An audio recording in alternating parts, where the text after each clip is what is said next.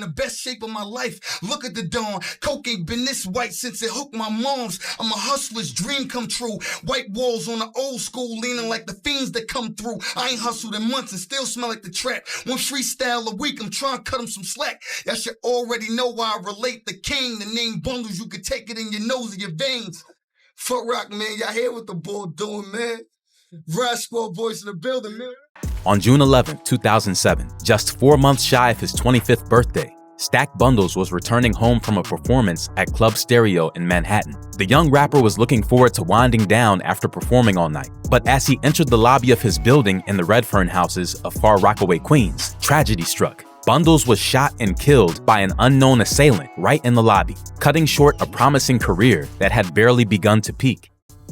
This is someone we love who was doing something. Now let us join together and do something constructive and positive. That we also can put Far Rockaway on the map. Not for crime spikes, not for drug houses, not for something negative, but for something positive. Violence has long haunted the rap world, claiming many along the way, including legendary figures like Biggie and Tupac. But it's not just the icons who fall victim. Even promising talents with dreams ahead of them can be tragically cut short. Stack Bundles is one such artist, a rising star whose life ended far too soon. Imagine what hip-hop could look like today if we hadn't lost these people along the way. Join us as we dive into the heartbreaking story of Stack Bundles. We's nothing alike, we's different. You ain't the hustling type, we's different. Whip game different, whip game different. Big chain different, spit game different. The gorgeous gangster. The Redfern neighborhood was notoriously violent, with the New York Times even describing it as caught in the crossfire of a private war. But no one expected that Stack would be the next casualty of this ongoing violence. His death sent shockwaves through the community, especially since he was seen as a beacon of hope for Far Rockaway. They call Far Rock Alcatraz because it's one way in, one way out. Is that serious out there? Is that serious? Is that serious? I was on stage. I couldn't even get pictures of him on stage because he had so many dudes behind him. It was amazing. Yeah, I mean, I get the support of the hood because I'm the only thing we got. We used to watch movies when it rained. Now I play suits with the crew and make it rain. Caviar taste, pockets for champagne. What's that phrase? I'm doing the damn thing. Stack Bundles wore his Far Rockaway roots proudly, collaborating with major names and showcasing his freestyling ability. He was on a steady rise in the hip-hop scene. His appearance on the Jim Jones and Lil Wayne track, Weatherman, was what put him on the radar of mainstream listeners. But for true hip-hop heads, those who followed DJ Clue tapes and street mixtapes, Stack had been making noise for years. Stack's journey into music began much earlier though. By the 7th grade, he had already immersed himself in dancing and eventually connected with Bino, who would later become his partner in the Riot Squad. They first crossed paths in junior high school, where Stack focused on dancing while Bino played basketball. By the time they reconnected in their teens, Stack had pivoted from dancing to rapping, and the two bought a 4-track recorder to start making music together. We started off, it was me and Stack. We was on our Kobe and Shaq. That was probably like 02. But Stack and Core was always cool because they from the same hood. So Core had a show coming up and so it was like, yo, I want us to grind and freestyle. So that was like 03. So it's me, Core, Mike Mills, and Bishop. Everybody, 5 different dudes from 5 different parts of the rock, you know what I mean? So that's how we started the S5. After that popped off, Bishop went to jail. Mike Mills took off on a solo career. So it was just 3 of us. And the Chinks used to come through the studio all the time. He used to always have a verse for every student. So it's like, yo, it. Let's put him down. That shit. So it's 4 members. We couldn't be S5 no more. So we took the name Rockaway Riot Squad. That was a little clique from Redfern. You know what I mean? Old timers. They was running around boots with robbing banks, just terrorizing the hood. So we took that moniker. In his early teens, Stack Bundles made a name for himself as a dancer, even appearing in music videos for Busta Rhymes and 702.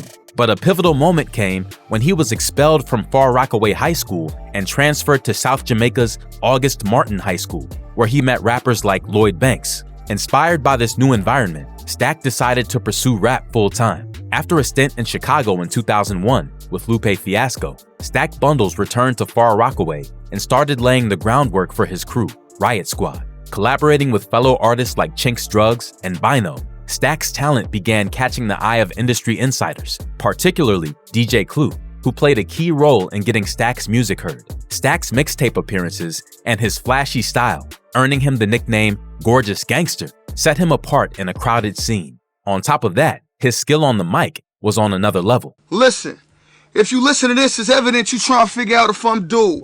Or maybe somebody told you I'm that dude. Or maybe you wanted a few to disagree with me and got your own views about who's really that dude. Well, the South movement got 10 months left, and come Valentine's Day, the game emerged to the West. And I feel as assured that the East is selling the less, screaming New York, the pioneer's supposed to be the best. You blame it on the vets for our current state of the game. They won't retire, so the generations just remain the same. Bunch of opportunists that was given opportunity to make a difference in music, but gave no opportunity. Nothing new or fresh, it's just the same ass sound. Same old producers with the same ass sound. Up and coming artists got identity crisis, cause whenever you the labels turn you away. But when you me, you think of a way to cast the criticism aside, get on the track, say what you wanna say. The radio's gonna play whatever the listeners say they should, and I want the listeners say they should. Indeed they should. Indeed I should. Smack a few like Shook, but then they'll blackball me. And that's a long story. No crossover, so I wrote the crossover. But if the album sell out, I'd be considered a sellout. The fans keep asking when the album gonna come out. Ask your local execs, I'm out. Despite facing some initial skepticism from the industry, Stack's talent was undeniable. Jim Jones quickly recognized his potential and took him under his wing, featuring him on tracks and even working with him on the holiday-themed album A Dipset Christmas. One time at Babalu's, he had on a big blue fur. And he came, ran down on me like, yo, my name's Stack, pulling on from the back. Yo, just talking, man, aggressive. I'm like, oh boy. They, you know, he was like, cool. And then I heard a record on the radio. Hello, you love Cam and that Dipset? I know you don't love me. I know you don't love me. Remember he did that freestyle? Yeah. And I was like, no, you don't love me. But mine's under the threshold. Who is this? I like this young. And I was like, oh, that's the same young from the Babalu. And they were like, yo, he down with Desert Storm and all this type of shit. I'm like, well, guess what? Tell him pull up to the studio. I got a proposition for him. But it was their hit song, Weatherman, featuring Lil Wayne, that truly catapulted Stack Bundles into the mainstream. With its success, Stack joined Lil Wayne on tour in 2007, and there were even rumors of a more permanent partnership forming between the two. The shooting. At around 5 a.m. on June 11, 2007, Stack Bundles entered the lobby of his apartment building at the Redfern Houses, a public housing complex in Far Rockaway, Queens. As he walked through the doors, an unidentified gunman ambushed him. Stack was shot multiple times, once in the head and once in the neck, killing him almost instantly. His body was discovered by a neighbor soon after, slumped in the lobby, as blood pooled around him. The gunshots echoed through the building, waking up some of the residents, but no one saw who the shooter was or heard any argument leading up to the murder. One of the most chilling details of the crime is that the assailant took Stack Bundles' signature chain, but left behind his wallet, cash, and credit cards. This raises questions about the motive behind the killing. Was it a robbery gone wrong, or was it a premeditated attack, with the chain stolen as a symbolic act? Stack Bundles, I think about that every day to the point that I still don't listen to his music since he passed away because it hurts me so bad. Like, you know, I had so much belief and faith in that boy. I really thought that he was the best rapper that I've ever heard rap still to this day. He's very witty with it, like he was incredible. And, you know, just to go back and to see all the things that happened in the midst of you trying to become famous and successful. Like I used to tell Cam all the time, this fame comes with an omen. It doesn't go good 100%.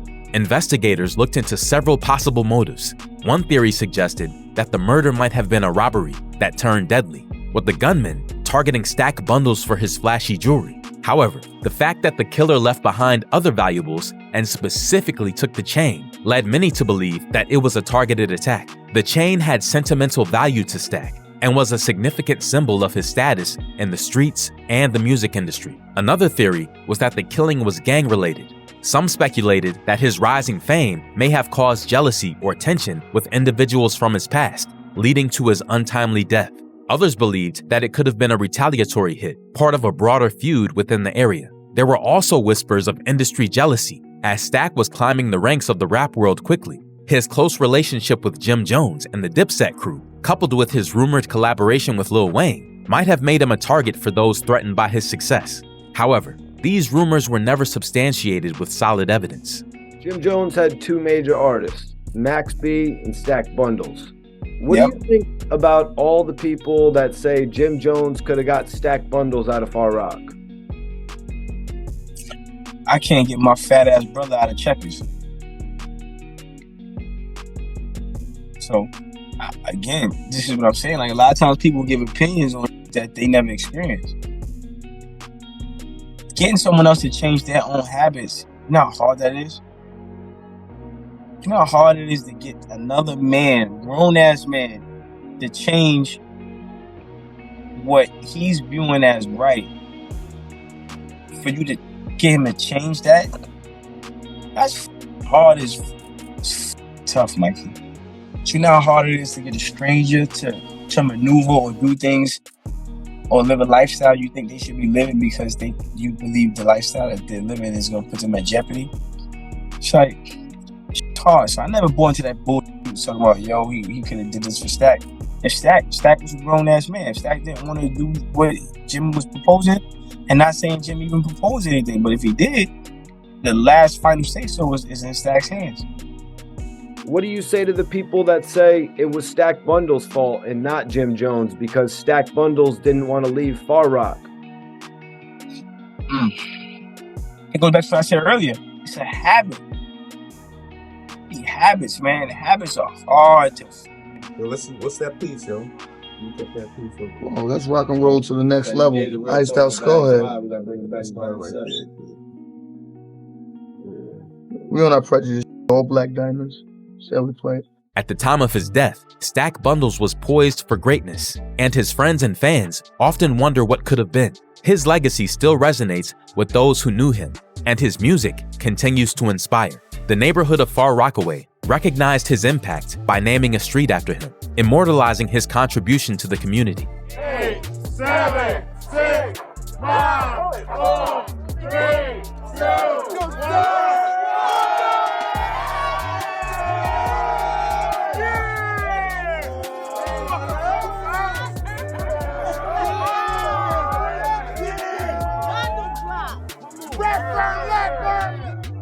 But despite the love and tributes that followed his death, the circumstances around Stack's murder remained shrouded in mystery.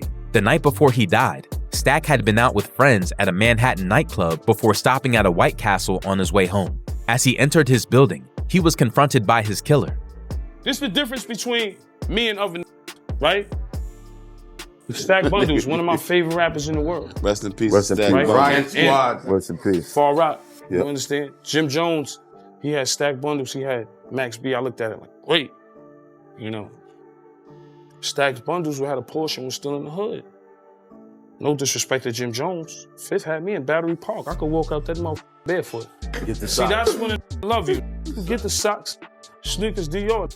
But I'm walking out there barefoot. That's when you know I love you, boy. Because he making sure you don't get your shit split.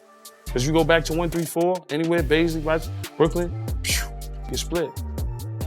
Once I got shot my shit up, Bentleys and all that, put me in position. Rest in peace of Stack, but Stack got killed in the project with a Porsche. Yeah. Come on, I'm from the hood. In the wake of his death, there have been many theories, but none have brought closure to the tragic end of a life filled with so much promise. Stack Bundles' death was a painful reminder of the dangers that come with fame, especially in neighborhoods like Far Rockaway, where rising above the violence often comes with a heavy price. Stack Bundles' legacy lives on through his music, his influence on his peers, and the lasting impact he left on the New York hip-hop scene. He was more than just a rising star. He was a symbol of hope for his community, and his tragic end serves as a reminder of the fragility of life in the world of hip-hop. Let us know in the comments what you think happened that night. If you like this video, check out these other ones popping up on the screen, and help us out by liking, sharing, and commenting. Subscribe to the channel for new drops every week. Thanks for watching, and as always, we'll see you in the next one.